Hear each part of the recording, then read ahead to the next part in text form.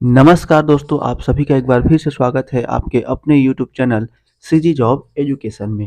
आज हम एक नया चैप्टर स्टार्ट करेंगे जिसके अंतर्गत आज हम देखेंगे यूनिट 3.14 क्षेत्रफल और परिमाप। ठीक है, क्षेत्रफल और परिमाप जो है बहुत ही इंपॉर्टेंट है दोस्तों। इसमें से आपको 2 से 3 प्रश्न देखने को जरूर मिलता है। तो इसमें आज अपन 2D आकृतियों का जो है क्षेत्रफल और परिमाप कैसे निकाला जाता है उस पर जो है चर्चा करेंगे। ठीक है, तो आइए जान लेते हैं कि क्षेत्रफल क्या होता है। किसी भी आकृति की वह मात्रा जो समतल भाग को घेरती है उसका क्या कहलाती है? क्षेत्रफल कहलाती है। जैसे यहाँ पे हमको चतुर्भुज दिया गया है ना। इस चतुर्भुज के अंदर के जितने भी भाग हैं जो इस आकृति को जो है घेर रही है, ठीक है, अंदर के जितने भी पार्ट्स हैं, अंदर के जितने भी भाग हैं जो इस आकृति को घेर रही है वह उसकी क्या कहलाती है? क्षेत्रफल कहलाती है। इसी तरीके से त्रिभुज में भी इसके अंदर के जितने भी पार्ट हैं, है ना, जो इसको घेरती है वह क्या कहलाती है? इस आकृति का क्षेत्रफल कहलाती है। ठीक है, इसी तरीके से दूसरा आता है हमारा परिमाप। किसी भी आकृति की जो बाहरी सीमा है वो उसका क्या कहलाती है? परिमाप कहलाती है। जैसे ये चतुर्भुज दिया है, परिमाप अपन कैसे देखेंगे? चारों तरफ मेजरमेंट करेंगे, है ना, जितनी भी इसकी जो बाहरी सीमा है इसको अपन क्या करेंगे? मेजरमेंट करेंगे, तो यह इसका परिमाप कहलाता है। इसी तरीके से त्रिभुज का भी ये देखिए बाहरी सीमा है ये, तो ये भी क्या कहलाएगी? इसका परिमाप कहलाएगी। ठीक है, चलिए इसके बाद हम देखते हैं अ, हम जो है इस चैप्टर में कुछ आकृतियों के क्षेत्रफल और उसके परिमाप पर चर्चा करेंगे, क्योंकि आपके सिलेबस में क्षेत्रफल और परिमाप बताया गया है ना, जिसमें अपन मुख्य रूप से त्रिभुज के अंतर्गत जितने भी त्रिभुज के प्रकार आते हैं, समकोण त्रिभुज, है ना, समबाहु त्रिभुज, ये सब के बारे में अपन चर्चा करेंगे, उनके क्षेत्रफल और परिमाप को देखेंगे।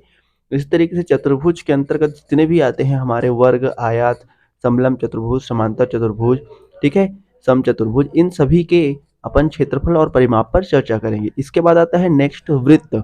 ठीक है, वृत्त के अंतर्गत जो भी चीजें आती है उस पर हम जो है चर्चा करेंगे। तो आइए एक एक करके हम इसके बारे में जानते हैं। तो सबसे पहले हम पढ़ते हैं त्रिभुज। ठीक है, सबसे पहले हम जानते हैं त्रिभुज के बारे में। तो चलिए समझते हैं त्रिभुज क्या होता है। देखिए, त्रिभुज आप सभी जानते होंगे, है ना। त्रिभुज किसको बोलते हैं? समतल में तीन सरल रेखाओं या तीन भुजाओं से घिरी हुई बंद आकृति क्या कहलाती है? त्रिभुज कहलाती है।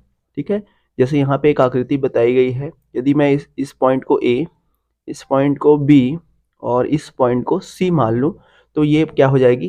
तीन भुजाओं से घिरी हुई एक बंद आकृति हो जाएगी, जिसमें ये इसकी पहली भुजा, है ना, ये इसकी दूसरी भुजा और ये इसकी तीसरी भुजा हो जाएगी। ठीक है, तो इसको हम क्या कहते हैं? त्रिभुज कहते हैं। और त्रिभुज को हम इस तरीके से छोटा सा निशान करके ए बी सी ऐसे जो है डिनोट करके लिखा जाता है। ठीक है दोस्तों, तो इसमें जो ये जो आकृति है त्रिभुज, इसमें जो है तीन भुजाएं तो होती ही है, ठीक है, इसमें साथ साथ तीन भुजाओं के साथ साथ तीन कोण भी होते हैं।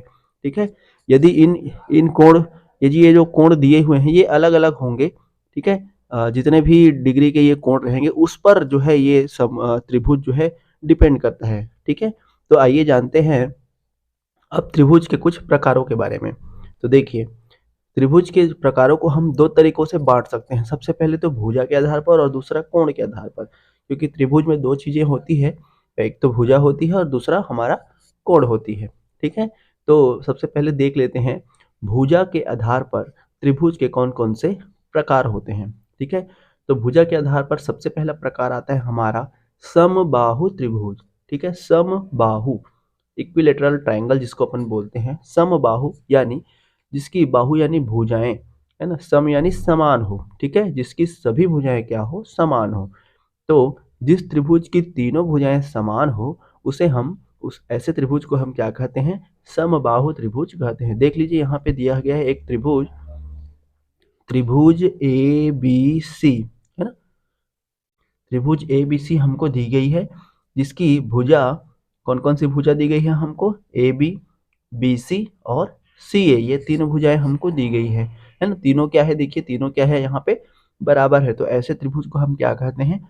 ऐसे त्रिभुज को हम कहते हैं समबाहु त्रिभुज।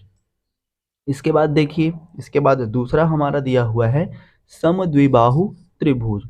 सम द्विबाहु, है ना, मतलब ऐसा त्रिभुज, ठीक है, ऐसा त्रिभुज जिसकी कोई भी दो भुजाएं क्या हो, समान हो, जिसको अपन क्या कहते हैं, समद्विबाहु त्रिभुज कहते हैं। देख लीजिए यहाँ पे, देखिए ए बी जो भुजा है और सी ए जो भुजा है, ये दोनों क्या है, बराबर है। ठीक है, इस त्रिभुज एबीसी में ए बी और ए सी जो है भुजाएं जो है क्या है, बराबर है। ठीक है, तो ये जो समबाहु त्रिभुज समद्विबाहु त्रिभुज है, इसमें अभी भुजाओं के हिसाब से अपन देख रहे हैं, है ना। इसके गुणधर्म जब हम पढ़ेंगे आगे, तो इनकी जो कोणें हैं वो भी भुजाओं के हिसाब से जो है क्या होती है, बराबर होती है। समद्विबाहु है तो दो कोण बराबर होंगे, है ना, भुजाओं से लगी हुई जो भी दो कोणें रहेंगी वो भी बराबर होंगी। तो इसको अपन त्रिभुज के गुणधर्म में पढ़ेंगे। आपके सहायक शिक्षक के लिए ये गुणधर्म जो है इंपॉर्टेंट नहीं है, क्योंकि सिलेबस में नहीं है। ठीक है, जब शिक्षक का अपन पाठ पढ़ेंगे गणित का, तो उस टाइम अपन गुणधर्म की चर्चा करेंगे। ठीक है, तो ये हो गया समबाहु त्रिभुज और समद्विबाहु त्रिभुज। अब आइए तीसरा देखते हैं। तीसरा आता है हमारा विषम बाहु त्रिभुज। ठीक है, विषम बाहु यानी जो भी भुजाएं रहेंगी वो क्या होंगी, समान नहीं होंगी, मतलब अलग अलग होंगी। अर्थात जिस त्रिभुज की तीनों भुजाएं भिन्न भिन्न लंबाई की हो, है ना, ऐसे त्रिभुज को हम क्या कहते हैं, ऐसे त्रिभुज हमारा विषम बाहु त्रिभुज कहलाता है। देख लीजिए यहाँ पे जो भी भुजा ए बी है, जो भी भुजा बी सी की लंबाई है और सी ए की लंबाई है, ये तीनों क्या है, बराबर नहीं है ना। इसलिए ऐसे त्रिभुज को हम क्या कहते हैं, विषम बाहु त्रिभुज जो है कहते हैं। तो ये तो हो गया हमारे भुजाओं के आधार पर। ठीक है, तीन प्रकार, समबाहु त्रिभुज, समद्विबाहु त्रिभुज और विषम बाहु त्रिभुज। ठीक है, अब आइए जानते हैं कि कोण के आधार पर त्रिभुजों के कौन कौन से प्रकार हम पढ़ सकते हैं।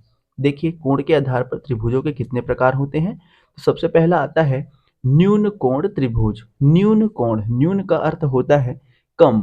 ठीक है, न्यून का अर्थ होता है कम। ठीक है, अब देखिए यहाँ पे जिस त्रिभुज का प्रत्येक कोण क्या हो, न्यून कोण हो, ठीक है, वह त्रिभुज क्या कहलाता है, न्यून कोण त्रिभुज कहलाता है। अब न्यून कोण से अर्थात क्या होगा कि जो भी कोण रहेंगे वो 90 से कम होंगे। ठीक है, 90 से क्या होंगे, कम होंगे। तो 90 से जो कम होता है उसको अपन न्यून कोण जो है कहते हैं। तो ध्यान रखिएगा। तो ऐसे त्रिभुज, है ना, जिसका प्रत्येक कोण क्या हो, न्यून कोण हो, उसको हम न्यून कोण त्रिभुज जो है कहते हैं। देख लीजिए यहाँ पे कोण ए का जो भी मान रहेगा, है ना, वो भी क्या रहेगा, 90 अंश से कम रहेगा। कोण बी का जो मान रहेगा वो भी हमारा 90 अंश से कम रहेगा। और तीसरा कोण जो सी है उसका भी मान हमारा 90 अंश से कम रहेगा। मतलब प्रत्येक जो कोण होंगे वो 90 डिग्री से कम होंगे। तो ऐसे त्रिभुज को हम क्या कहते हैं, न्यून कोण त्रिभुज जो है कहते हैं। ठीक है, इसके बाद दूसरा आता है हमारा अधिक कोण त्रिभुज। अधिक कोण में क्या हो जाएगा, 90 अंश से अधिक होना चाहिए। ठीक है, जिस त्रिभुज की एक कोण क्या हो, 90 अंश से अधिक हो, उसको अपन क्या कहते हैं, अधिक कोण त्रिभुज कहते हैं। क्योंकि आप जानते हैं कि त्रिभुज के प्रत्येक कोणों का योग, है ना, त्रिभुज के प्रत्येक कोणों का योग हमारा कितना होता है, 180 अंश होता है। मतलब 180 से ज़्यादा नहीं होना चाहिए। ठीक है, तो देख लीजिए यहाँ से जिस त्रिभुज का एक कोण 90 अंश से अधिक हो, तो एक ही कोण जो है 90 अंश से अधिक हो सकता है ना, सभी कोण नहीं हो सकते, नहीं तो ये फिर अधिक कोण त्रिभुज नहीं बन पाएगा। तो ध्यान रखिएगा, क्योंकि उसके अंतः कोणों का योग 180 अंश होता है। ठीक है, तो ऐसे कोण जिसका एक अंक ऐसे त्रिभुज जिसका एक कोण क्या हो, 90 अंश से अधिक हो, तो उसको हम अधिक कोण जो है कहते हैं। देख लीजिए यहाँ पे जो कोण बी है, जो कोण बी वाला पार्ट है, ये क्या है, 90 अंश से अधिक है। तो ऐसे त्रिभुज को हम क्या कहते हैं, ऐसे त्रिभुज हमारा अधिक कोण त्रिभुज कहलाता है। ठीक है, इसके बाद अपन देखते हैं नेक्स्ट हमारा समकोण त्रिभुज। देख लीजिए समकोण त्रिभुज में क्या होता है, जिसको अपन राइट एंगल ट्रायंगल भी बोलते हैं। जिस त्रिभुज में एक कोण क्या हो, 90 अंश हो, वह त्रिभुज क्या कहलाता है, समकोण त्रिभुज कहलाता है। जैसे इस तरीके से एक हमको त्रिभुज दिया गया है, जिसका जो कोण बी है ना, जो कोण बी है वो क्या है, 90 अंश है, बाकी जो है न्यून कोण रहेंगे। ठीक है, तो ए बी और ये सी ले लेते हैं। ठीक है, तो यहाँ पे कोण बी हमारा क्या है, 90 अंश है। तो ऐसे त्रिभुज हमारा क्या कहलाता है, ऐसे त्रिभुज को हम कहते हैं समकोण त्रिभुज। ठीक है, अब ये जो समकोण त्रिभुज बना है, ठीक है, इसमें कुछ हमारे मुख्य पॉइंट आते हैं। जैसे 90 अंश के सामने वाली जो भुजा रहेगी समकोण त्रिभुज में, इसको अपन इसको अपन कहते हैं कर्ण। ठीक है, कर्ण किसको बोलते हैं? किसी समकोण त्रिभुज में जो भी समकोण वाली भुजा होंगी, है ना, या जो कोण समकोण होंगी उसकी जस्ट सामने वाली जो भुजा होंगी उसको हम क्या कहते हैं? कर्ण कहते हैं। या दूसरी परिभाषा इसकी क्या हो जाएगी? किसी समकोण त्रिभुज की सबसे बड़ी भुजा क्या कहलाती है? कर्ण कहलाती है ना। या तो इसको कर्ण बोल दीजिए, या आप इसको सबसे बड़ी भुजा भी कह सकते हैं, है ना। सबसे बड़ी भुजा भी क्या करते हैं? कह सकते हैं इसको। इसके बाद ये जो कोण होती है, ये हमारी क्या होती है? न्यून कोण होती है ना। तो यदि हम सी को जो है न्यून कोण थीटा मानते हैं, तो जो भी न्यून कोण के सामने वाली रहेगी वो हमारी लंब हो जाएगी। ठीक है, और अगर हम इस ए वाले पॉइंट को जो है न्यून कोण थीटा मानते हैं, तो उसके सामने वाला लंब हो जाएगा। तो वो डिपेंड करता है कि हमारा न्यून कोण थीटा कौन सा है। ठीक है, तो अगर ये लंब होती है तो ये क्या हो जाएगी? आधार हो जाएगी। ठीक है, समकोण त्रिभुज समकोण से लगी हुई जो भी भुजा रहती है वो अपना आधार कहलाती है।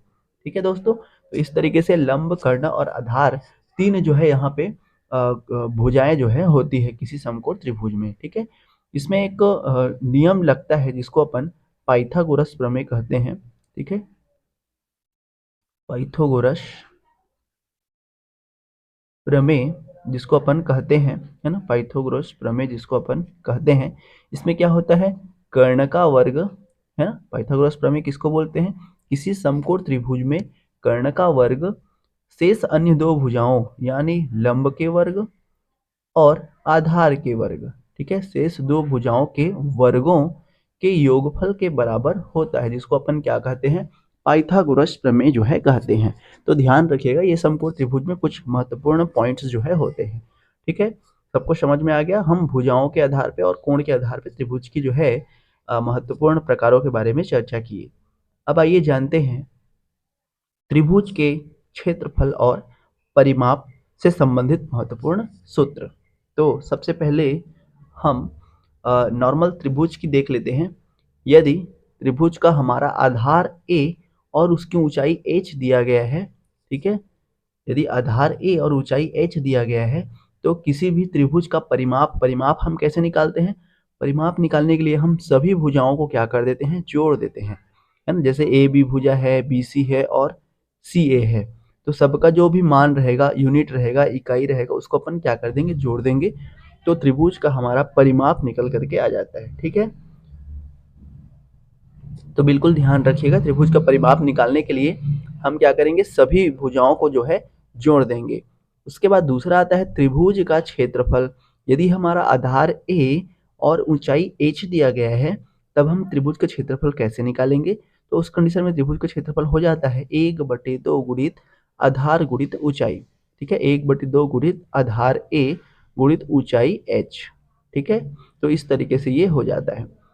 और तीसरा कंडीशन आता है यदि केवल त्रिभुज की भुजाएं दी गई हो, है ना, केवल हमको त्रिभुज की भुजाएं दी गई हो, उसका आधार ऊंचाई हमको नहीं पता, तो उस कंडीशन में हम त्रिभुज का जो क्षेत्रफल है वो कैसे निकालते हैं? उसके लिए हम हेरो का सूत्र जो है प्रयोग करते हैं। ठीक है, जिसका मान हो जाता है S, S minus A, S minus B, S minus C. जहाँ पे एस क्या है?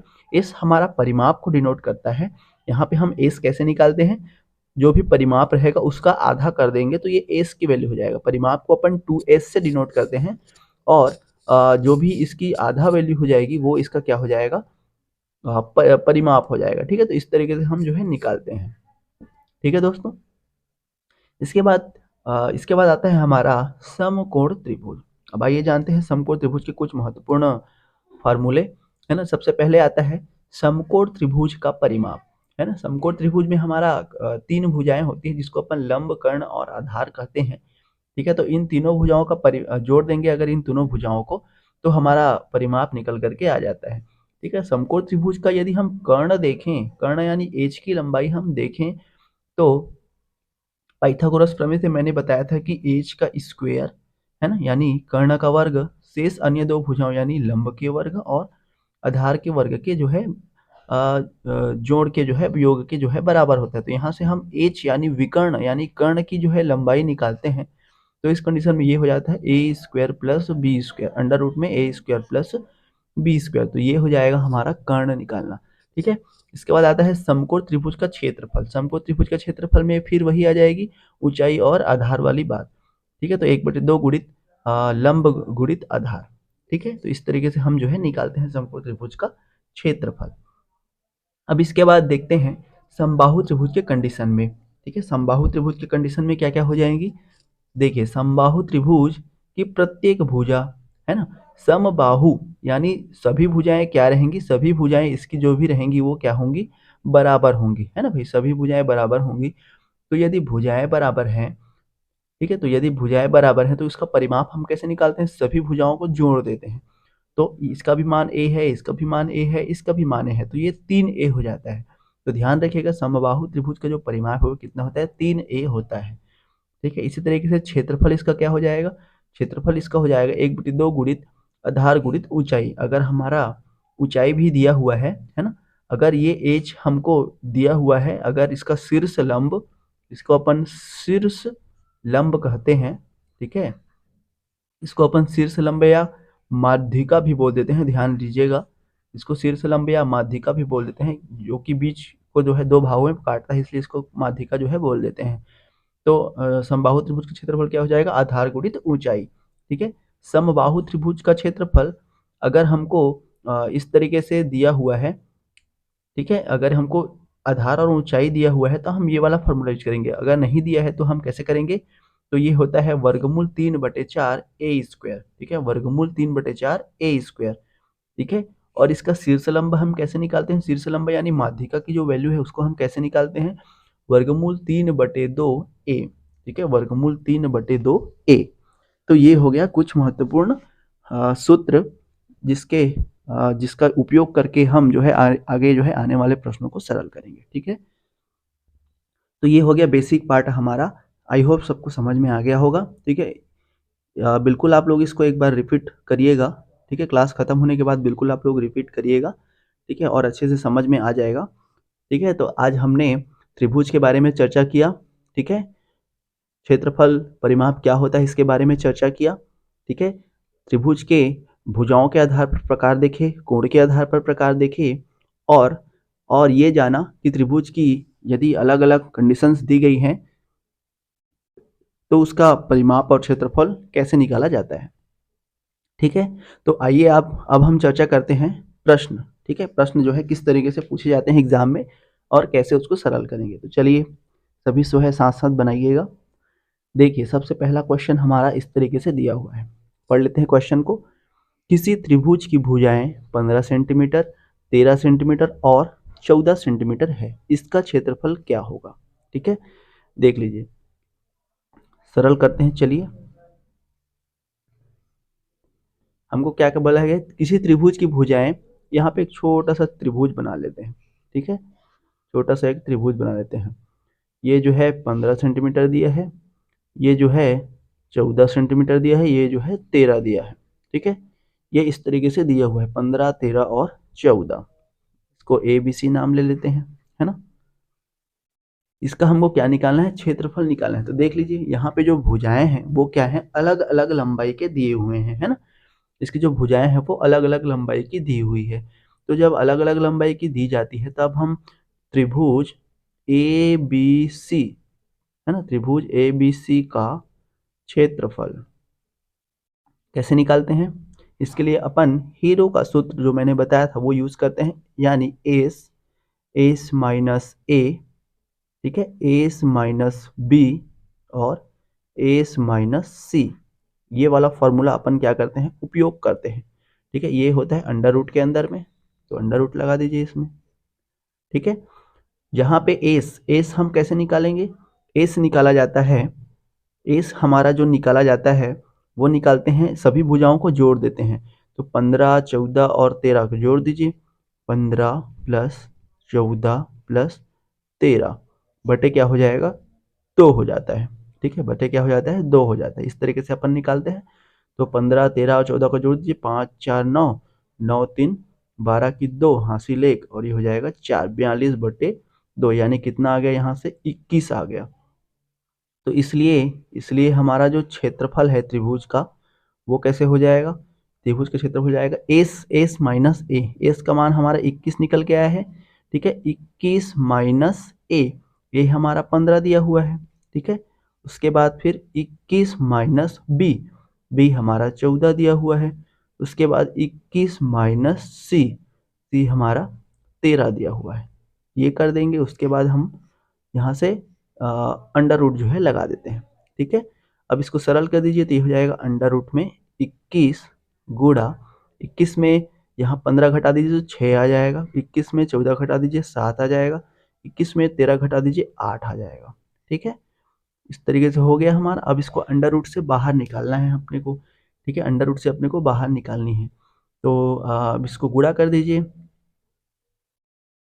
देखिए इस तरीके से हम कैसे बनाते हैं, 21 को आप पहले तोड़ लीजिए, 3 गुणित 7 है ना, गुणित 6 को तोड़ लीजिए, 2 गुणित 3, 7 तो टूटेगा नहीं तो 7 ही रहने दीजिए। 8 को अपन कैसे लिख सकते हैं, 2 गुणित 2 गुणित 2, है ना। इसको सरल करने की विधि है ये। अब वर्गमूल से जोड़े में बाहर निकलता है ना भाई, जोड़े में बाहर निकलता है। 3 का देखिए कितना है, 1 और 1 2 है, तो इसमें से 1 3 बाहर निकल जाएगा। 7 का देखो 1 और 1 2 है, तो 1 7 बाहर निकल जाएगा। 2 का देखो 1 2 3 4 है, 4 है मतलब 2 बार जो है बाहर निकलेगा। ये हो गया। इस तरीके से अपन सरल करते हैं, है ना। तो ध्यान देना, ऐसे गुणा करते मत रहना, नहीं तो टाइम वेस्ट हो जाता है, ठीक है। अब यहाँ से 7 दिया 21 और 21 गुणा 4 हो गया, तो 21 गुणा 4 करेंगे तो 21 चौक कितना हो जाएगा, 84। तो कितना आ गया इसका, 84 वर्ग सेंटीमीटर, ठीक है। 84 वर्ग सेंटीमीटर। देख लीजिए कौन सा आ रहा है आपका, बी ऑप्शन आ रहा है, ठीक है। कौन सा आ रहा है आपका, बी ऑप्शन आ रहा है, ठीक है दोस्तों। इस तरीके से बनाते हैं अपन, ठीक है। तो बिल्कुल आप लोग फास्ट कैलकुलेशन करिएगा, जिससे आपका 1 मिनट के अंदर में भी बन करके निकल के आ जाएगा, ठीक है। चलिए इसके बाद हम नेक्स्ट प्रश्न की ओर चलते हैं। हमारा दूसरा क्वेश्चन दिया हुआ है, एक समबाहु त्रिभुज की प्रत्येक भुजा 8 सेंटीमीटर है ना। तो इसका क्षेत्रफल क्या होगा, ये बताना है अपने को। क्या बोला गया है, समबाहु त्रिभुज, है ना भाई। क्या बोला गया है, समबाहु त्रिभुज, प्रत्येक भुजा 8 सेंटीमीटर है, मतलब ए भुजा उसका क्या होता है, ए होता है। ए बराबर कितना दिया है, 8 सेंटीमीटर दिया हुआ है। तो हम जानते हैं समबाहु त्रिभुज का क्षेत्रफल हमारा कितना होता है ना। समबाहु त्रिभुज का क्षेत्रफल हमने को निकालना है। तो हम जानते हैं कि समबाहु त्रिभुज का क्षेत्रफल ये होता है हमारा अंडर रूट 3/4 ए स्क्वायर, है ना। तो यहाँ से ए की वैल्यू हमको दी गई है, तो ये हो जाएगा अंडर रूट 3/4। ए का ए दिया है हमारा 8, तो ये हो जाएगा 8 का स्क्वायर, निकाल दो। अंडर रूट 3/4 गुणित 8 स्क्वायर को हम 8 गुणित 8 लिख सकते हैं, है ना। यहाँ से कटा दीजिए, 4 दूनी 8, 8 दूनी कितना हो गया, 16 हो गया। ये हो जाएगा 16 वर्गमूल 3, है ना, 16 वर्गमूल 3 वर्ग सेंटीमीटर, ठीक है। देख लीजिए कौन सा आ रहा है आपका, बी ऑप्शन आ रहा है, ठीक है दोस्तों। इस तरीके से डायरेक्ट फॉर्मूले में रखना रहता है और बहुत ही इजी हो जाता है हमारा, ठीक है। चलिए इसके बाद हम देखते हैं क्वेश्चन नंबर 3। देखिए क्वेश्चन नंबर 3 में क्या बोला गया है,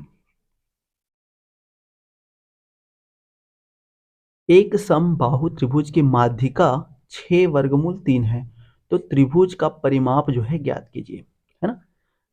त्रिभुज समबाहु त्रिभुज की माध्यिका, माध्यिका मैंने बताया था, माध्यिका जिसको अपन शीर्ष लंब भी कहते हैं, है ना। माध्यिका जिसको अपन क्या कहते हैं, शीर्ष लंब, शीर्ष लंब जो है कहते हैं, जिसको अपन माध्यिका भी बोलते हैं, है ना। इसकी जो लंबाई है वो कितनी दी गई है, 6 वर्गमूल 3 दी गई है। तो किसी समबाहु त्रिभुज का शीर्ष लंब हमारा कितना होता है, शीर्ष लंब वाला हमारा होता है वर्गमूल 3/2 इंटू ए। ए जहाँ पे क्या है, भुजा है, इसका मान हमको 6 वर्गमूल 3 दिया गया है। तो यहाँ से वर्गमूल 3 और वर्गमूल 3 कैंसिल हो जाएगा, तो ए का वैल्यू मैं निकालूंगा तो 2 इधर चला जाएगा, 6 दूनी 12 हो गया। तो ए का मान हमारा कितना निकल के आ गया, 12। अब इसका क्या निकालना है, त्रिभुज का परिमाप निकालना है ना।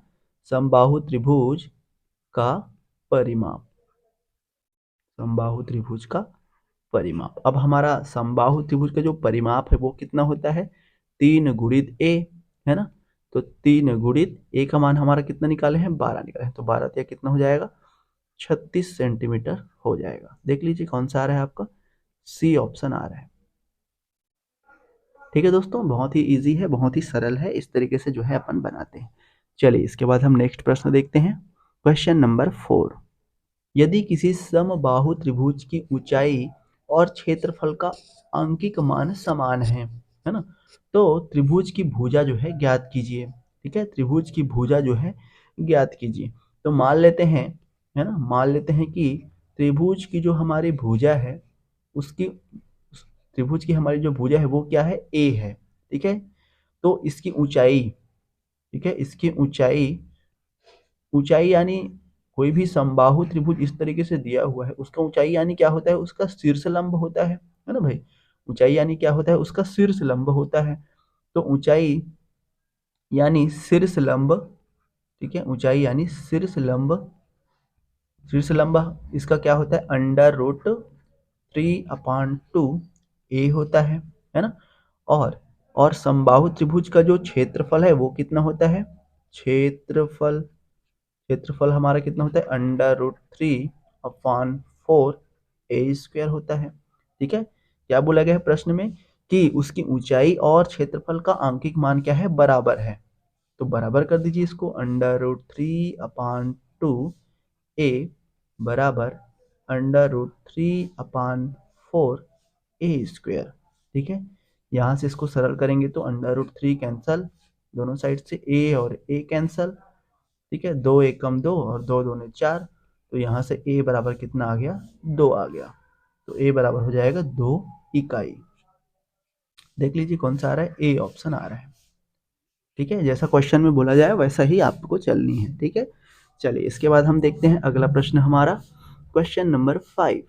क्वेश्चन नंबर 5 में देखिए क्या बोला गया है, यदि किसी समकोण त्रिभुज की भुजाएं 9 सेंटीमीटर, 40 सेंटीमीटर और 41 सेंटीमीटर दिया गया है, तो उसका क्षेत्रफल क्या होगा, है ना।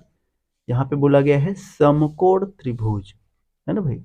यहाँ पे क्या बोला गया है, समकोण त्रिभुज की जो भुजाएं है वो 9, 40 और 41 जो है दिया हुआ है।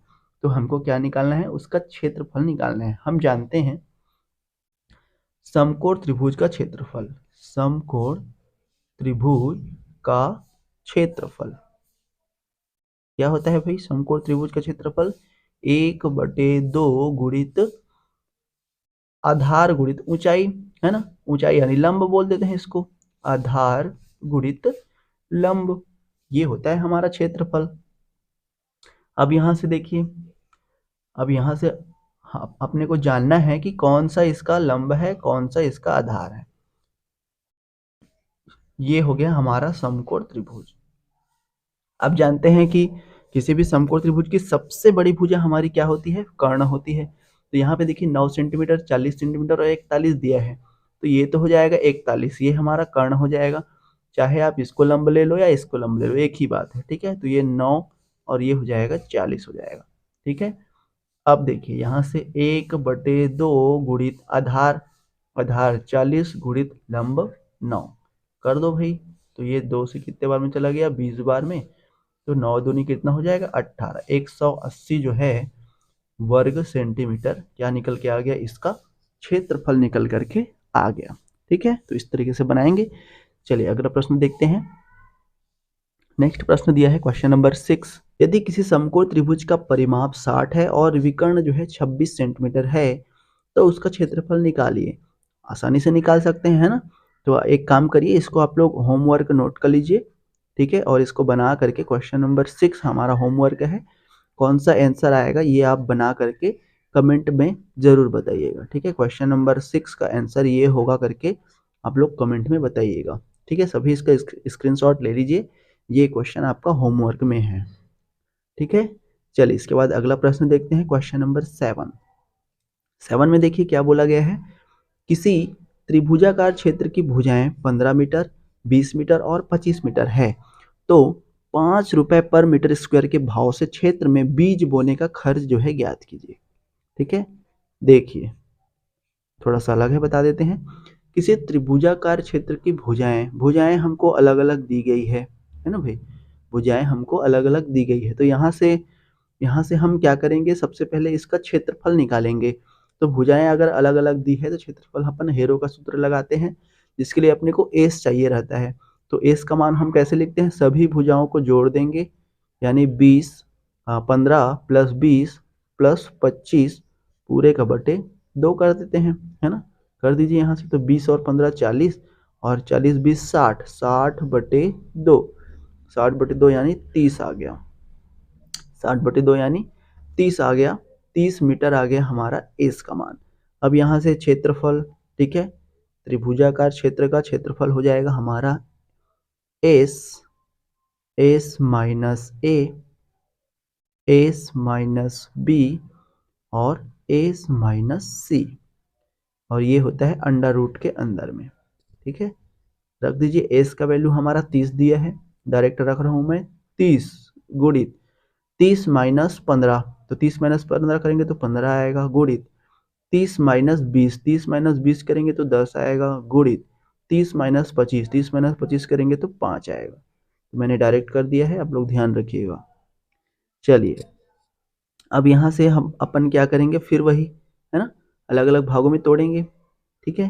तो 30 को अपन 5 गुणित 6 कर लेते हैं, ठीक है।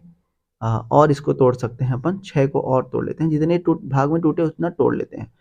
तो 5 गुणित 2 गुणित 3 हो गया, 15 को अपन 3 गुणित 5 में, 10 को अपन 2 गुणित 5 में, और 5 का 5 हो जाएगा। तो ये अपन इसको अलग अलग भागों में तोड़ लिया। अब 2 में से 1 निकलेगा बाहर, तो 1 2 3 और 4, 4 ठो 5 दिया है ना, 4 ठो 5 दिया है, तो इसमें से 2 5 जो है निकलता है बाहर, है ना, तो निकाल दीजिए। तो ये हो जाएगा 5 गुणित 5, फिर 2 दिए, 1 और 1 2 दिया है, तो इसमें से 1 2 बाहर निकल जाएगा, 3 जो है 2 बार दिया है तो 1 3 बाहर निकल जाएगा। अब ये जो है खत्म हो गया।